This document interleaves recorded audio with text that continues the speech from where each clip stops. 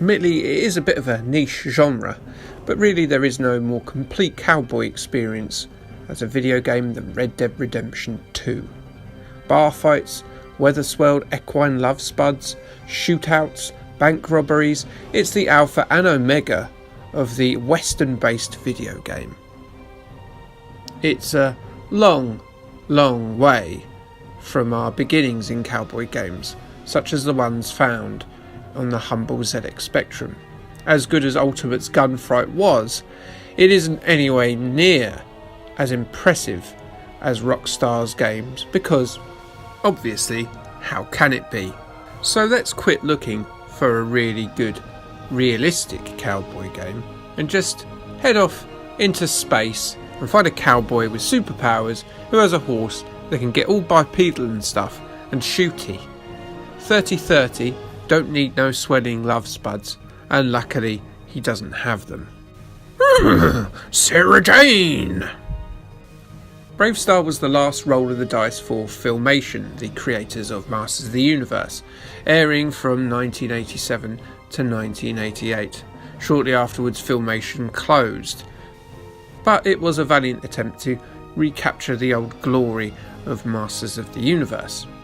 Set on the planetary 3-star system New Texas, a mere 1,957 light-years from Earth, much of the conflict is derived from the planet's valuable mineral Kedium, which is desired by villains like Stampede and Tex Hex's outlaw gang, the Carrion Bunch.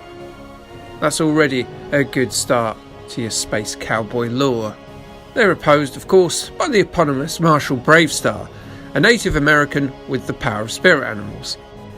Now, I'm not certain how you can be a Native American despite being born 1,957 light-years from America, but there we are. Anyway, Marshal Bravestarr can call on the eyes of the hawk, the ears of the wolf, the strength of the bear, the speed of the puma, and of course the anus of the baboon. Maybe not the last one, but it is one to consider if anyone fancies doing a remake.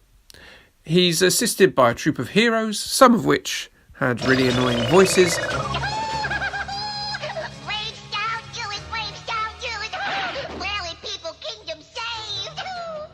and some of which had faces that made me feel a bit uncomfortable.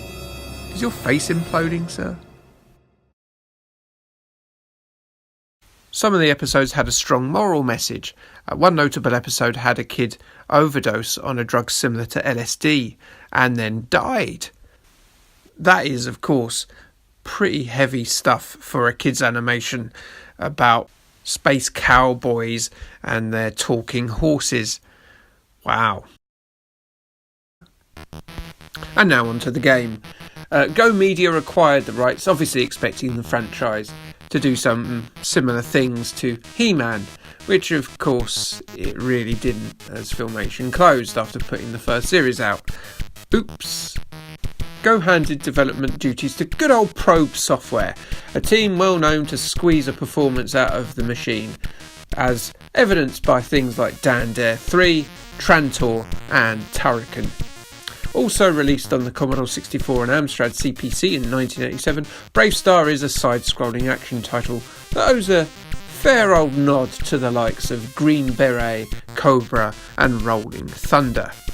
Bravestarr is given a limited time in which to rescue his mentor Shaman, who is the only man who can help him prevent Stampede from bringing people back from the dead to serve him as a zombie army.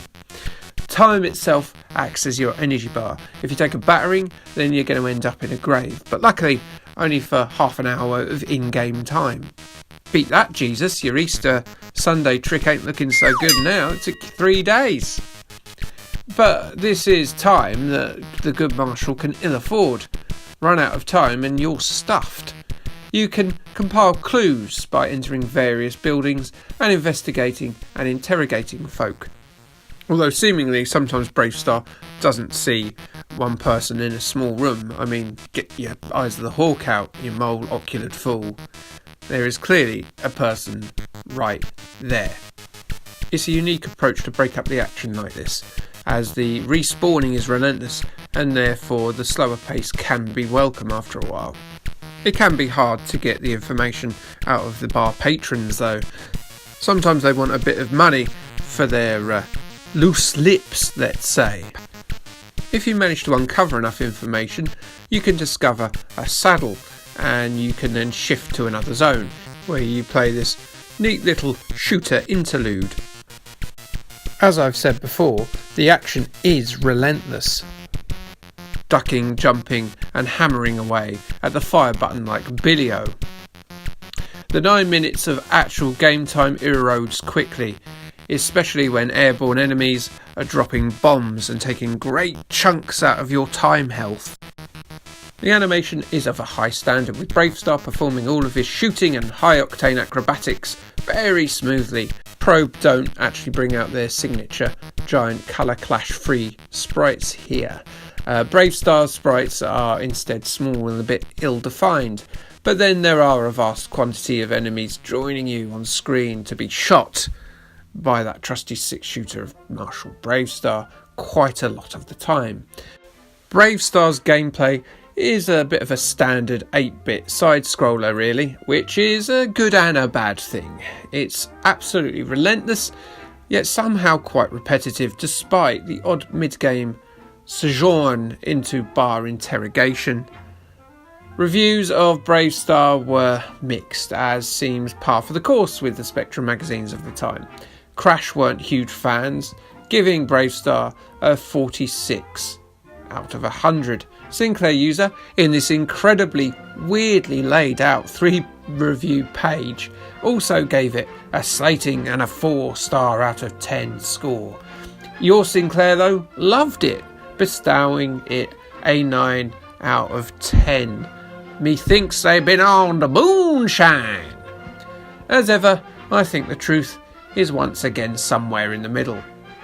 Unlike, of course, 3030's testicles. Where they at? Okay, thanks, bye.